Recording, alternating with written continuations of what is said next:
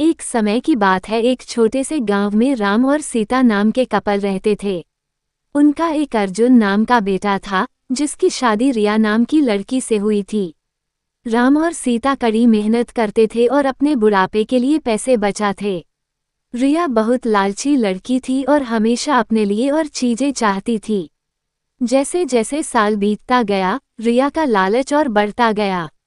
वो अपने पास रखे चीजों से कभी संतुष्ट नहीं रहती थी। वो हमेशा अपने सास ससुर से महंगे तोहफे मांगा करती थी और उनके बचाए हुए पैसों में से भी कुछ हिस्सा अपने लिए मांगती थी। राम और सीता बहुत ही अच्छे पेरेंट्स थे, इसलिए उसकी सारी जरूरतों को पूरा करते थे ताकि परिवार में शांति बनी रहे। वो अपने पति अर्जुन के ऊपर भी दबाव डालती थी कि वह अपने माँ बाप से पैसे और संपत्ति मांगे। वो बहुत ज्यादा संपत्ति इकट्ठा करना चाहती थी, बिना किसी मेहनत के। एक दिन राम और सीता ने यह फैसला लिया कि वह रिया को सबक सिखाएंगे। वो उसे बुलाते हैं और बोलते हैं कि बेटा, हमें तुमसे कुछ जरूरी बातें करनी है।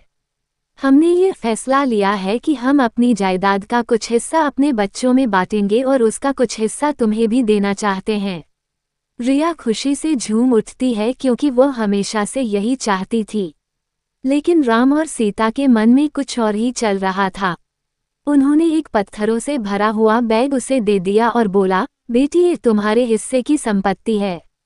रिया उस बैग को देखकर गुस्सा हो गई।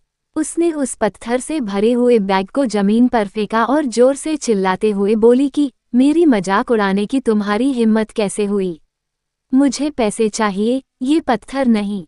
उद्धरण चिन्ह। राम और सीता ने शांत तरीके से उसे समझाया और बोले, रिया, सच्ची संपत्ति सिर्फ पैसे और चीजों के बारे में नहीं है। ये प्यार, दया और जो कुछ भी तुम्हारे पास है, उसके लिए आभारी होने के बारे में है। हमने हमेशा तुमसे प्यार किया है और तुम्हारी देखभाल की है, और यह पैसों से भी अधिक कीमती है। रिया को एहसास हुआ कि वह लालच में कितनी अंधी हो गई थी। उसको अपने किए गए बर्ताव के लिए पछतावा होने लगता है। उसने अपने सास और ससुर से माफ़ी मांगी और अपने तरीके बदलने का वादा किया। उस दिन के बाद से उसमें बदलाव आया और वह एक अच्छी बहू बन गई। रिया के बदलाव की बात पूरे गांव में फैल गई और सभी ने एक बेहतर इंसान बनने के लिए उसकी प्रशंसा की।